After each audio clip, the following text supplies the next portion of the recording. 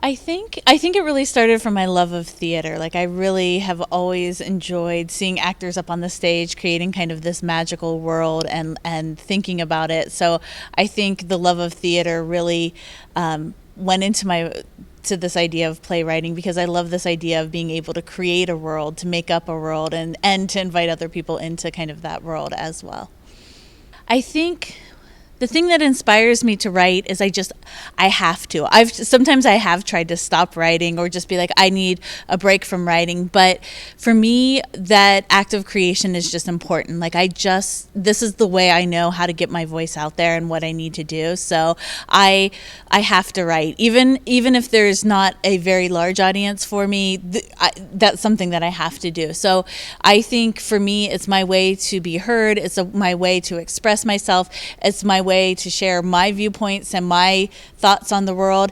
And also as a writer, I'm also a teacher, and I think in some ways a writer is an extension of that teaching, of looking at and sharing the way that I see the world and how things can be thought. And so in some ways I see a writer as kind of that larger extension of showing people a new way to think about things. And so I think for me personally, I'm really about sharing kind of new ways to think about things, ways to reconsider how we are in this world and what we need to be doing in it. I was inspired to write this play because I really wanted to write something about women in a feminist piece. So The Paper Hangers is actually is based off of The Yellow Wallpaper by Charlotte Perkins Gilman, and I read the piece and I just knew that I had to do something with it. I wanted to do a modern take, particularly looking at how women are still treated kind of the same today as they were 100 years earlier. So I really wanted to look at that and see about what issues are we still facing, what things are not necessarily have been believed in terms of women's health, and how they've kind of been treated in terms of both women's health and women's mental health. So my play, The Paper Hangers, is based on the short story The Yellow Wallpaper, and it basically looks at a woman's viewpoint of not necessarily being believed and kind of dealing with issues of mental health. So both her husband and her mother are taking care of her after she's had a baby, and she has postpartum depression, but she's trying to deal with these things the best way she knows how, and her mother and husband still are trying to kind of regulate who she is, how she should be taken care of, and what needs to be done in order to make her feel the best way. So she's trying to fight against that, and in some ways starts imagining kind of these other worlds of how she should be as a mother and how she's not necessarily living up to those expectations of what motherhood is. So the main character her name is Me, and Me basically is going through this journey of trying to kind of return to her normal after having a baby, and trying to figure out what it is she really wants out of life. How can she be this person? And she really feels that she has to live up to society's expectations of what it is to be a woman and what it means to be a mother. And so she keeps kind of struggling against that, where she's her own ideas of what that is so completely different than what she thinks society's expectations of what motherhood means. And so she's trying to kind of reconcile the two and see if she can actually find herself and not necessarily lose the rest of her family. The other characters in the play are her husband, who is just very concerned for her, but wants, again, this life to return back to normal, and he doesn't understand why his wife really can't kind of return back to who she was before. He doesn't necessarily reconcile the change in her. And her mother, who is trying to take care of her, but also take care of this newborn infant because her daughter is not necessarily able to take care of her as well. And then we have two other characters. One is actually Yellow Wallpaper herself, and so we have a character that embodies the yellow wallpaper. And in the story, the main character, she sees a lot of images in yellow wallpaper, and so yellow wallpaper becomes that embodiment of these ideas of these dreams, fears, nightmares that she has, and so she has to reconcile with that as well. And then the last character is actually the embodiment of countryside, and in the story, basically, they all go to the countryside for the kind of this break, this peace, this relaxation. And so we see countryside kind of providing that and trying to be a release for the main character, Me. I really think what I want the audience to get out of the play is this idea that motherhood really isn't a one-size-fits-all kind of stereotype, that what it really, and also just being a woman isn't a one-size-fits-all. We have these expectations, and I think there really seems to be so much of, here's how to be the perfect mother, here are the read these books and you'll be able to kind of take care of your children correctly.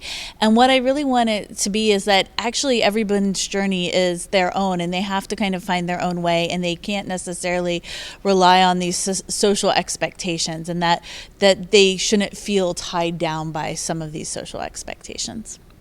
So far we've just kind of met, I've met the other playwrights. They're all wonderful. They have great different plays, from farces to comedies to dramas, and they're all, there's a wide variety, and I think they're really supportive. We've been very supportive of each other and kind of getting to know the pieces, and we're all excited to start kind of rehearsing and working on our pieces.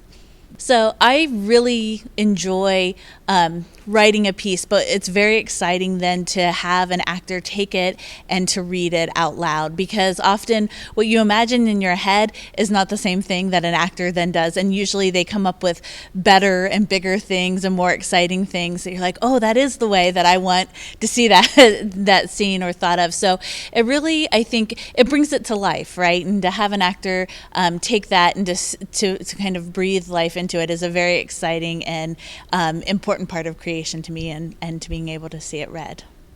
I think it's more important to really have more voices in the theater world, because sometimes our stories are being told maybe from just one direction or one angle, and the more voices you have, the more experiences you have. So the wider diversity we can have, whether it be in terms of gender or ethnicity, those are really important, because then we can kind of see the world from many different points of view, and we don't get to experience just from kind of one single point of view or from the voice that's the loudest. So it really is important to kind of hear what everyone has to say, how they approach things differently, and how they want to tell their stories.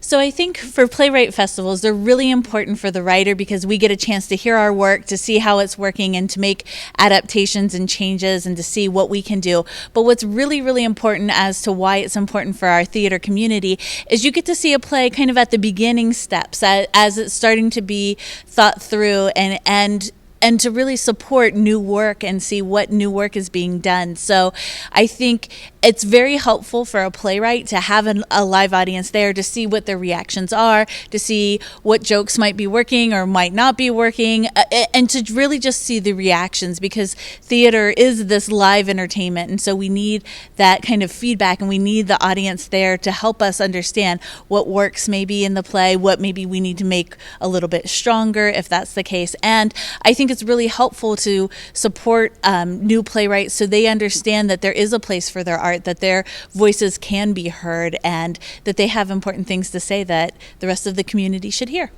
I really think the Page to Stage Playwrights Festival is this wonderful thing that both the Curtis Theater and Project La Femme have done, and they're really celebrating women's voices, and that in this idea of kind of that's what she said. So I really think they should kind of find out these new exciting playwrights, and especially new exciting female playwrights that have a variety of different voices, and should really kind of be listened to and heard, because often women's voices aren't always necessarily heard in our theaters. And so this is an opportunity to experience 5 great female playwrights. I just want to say thank you both to the Curtis Theater and Project La Femme for hosting this Playwrights Festival.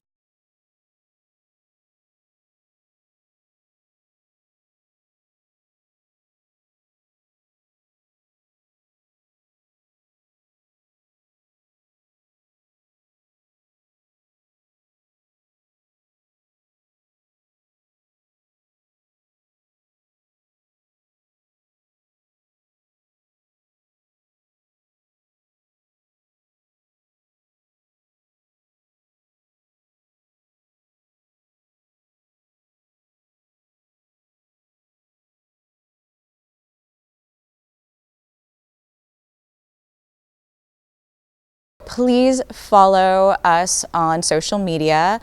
We are the Curtis Theater in Brea, and by following our Twitter, our Instagram, our Facebook, you will see when we open up for submissions for next year's festival, which we expect will be around the same time we did last year. So somewhere around December or January, we will start opening up for new submissions for next year's festival.